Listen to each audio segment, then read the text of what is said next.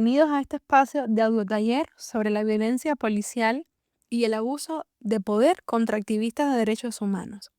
Hoy vamos a hablar de un tema muy delicado, pero muy necesario, que es la continuidad de los dos episodios anteriores sobre violencia policial.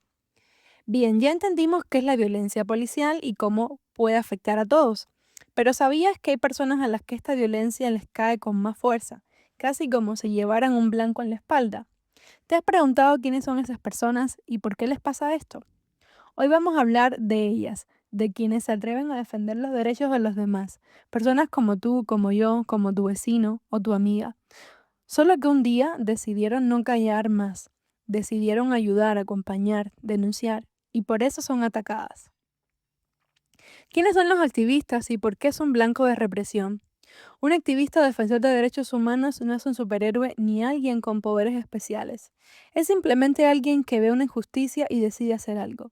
Alguien que ayuda a una mujer golpeada, alguien que denuncia cuando no hay medicinas, alguien que acompaña a una familia a reclamar una detención injusta, alguien que toma una foto, escribe una nota, graba un video o simplemente alza la voz cuando todos guardan silencio.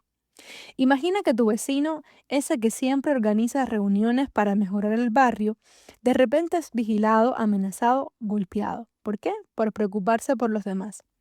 Estos defensores son como una vela encendida en medio de la oscuridad, y como a algunos no les conviene que haya luz, quieren apagarla.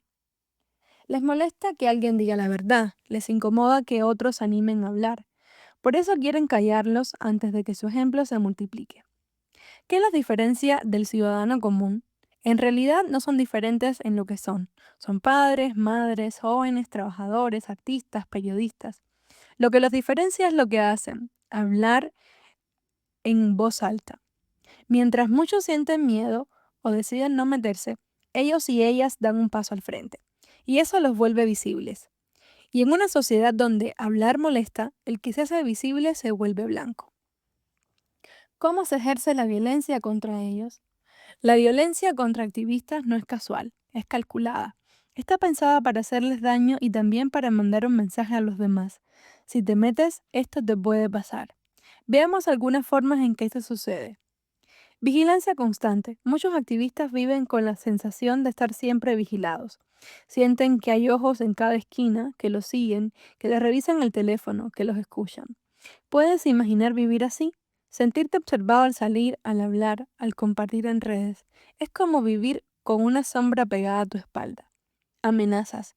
A veces las agresiones no son físicas, pero son igual de duras.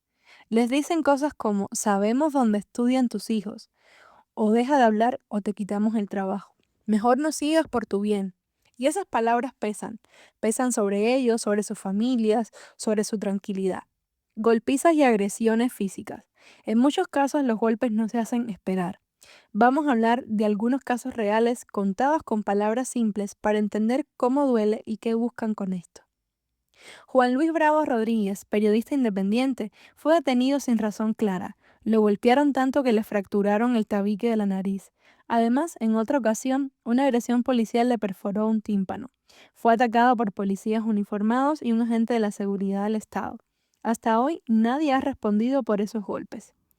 Michael Osorbo, rapero y activista del movimiento San Isidro, fue brutalmente golpeado por personas que se hicieron pasar por miembros de una religión.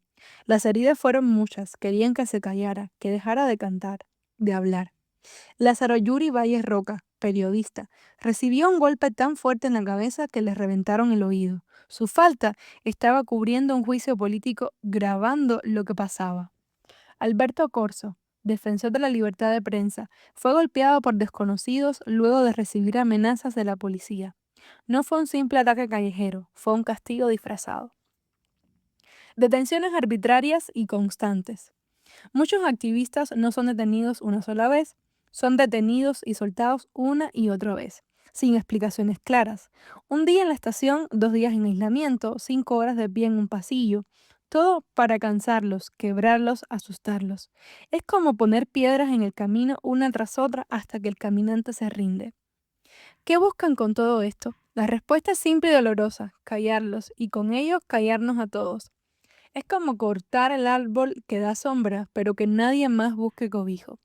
Los activistas son un ejemplo. Si los golpean, si los meten presos, si los silencian, los demás pensarán 2 veces antes de hablar. Quieren sembrar miedo, y donde hay miedo no hay libertad. ¿Qué sentimos cuando entendemos esto? ¿Qué sentirías si no pudieras alzar la voz por otros sin miedo a represalias? Si defender a alguien significara poner en riesgo tu propia tranquilidad. Lo que viven estos activistas no debería ser normal, y sin embargo, para muchos es el precio de tener conciencia.